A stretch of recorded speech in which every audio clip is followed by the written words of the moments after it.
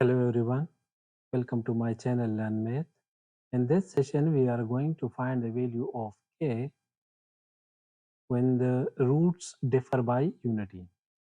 So let's suppose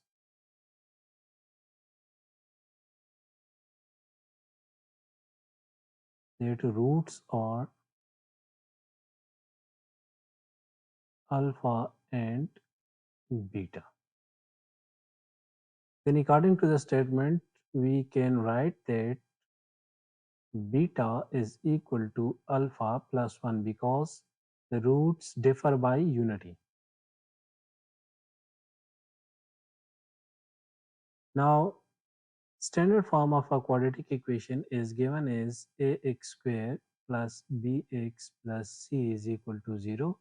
Comparing the given equation with the standard form, we can write that a is equal to 1, b is equal to minus 7, and c is equal to k. Now, sum of the roots alpha plus beta is equal to minus b by a. So insert beta is equal to alpha plus 1, b is equal to minus 7, and a is equal to 1 in the above equation. So we can write alpha plus 1, this alpha plus 1 is for beta, is equal to minus into minus 7 divided by 1. Alpha plus alpha is equal to 2 alpha plus 1 is equal to 7. Taking 1 to the right hand side, so 2 alpha is equal to 7 minus 1. 2 alpha is equal to 6. 2 is in multiplication at the left hand side, and on the right side it will be in division. So 6 multiplied by 2 is 3. We can write that alpha is equal to 3. This is the value of alpha when the roots differ by unity.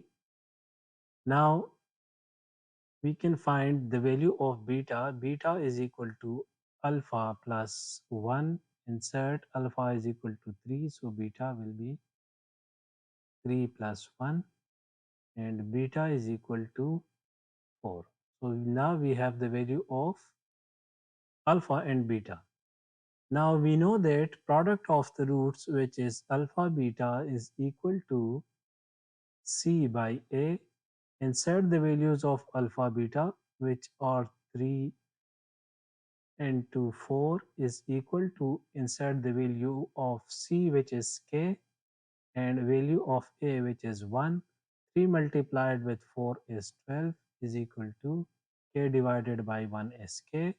So we can write that k is equal to 12.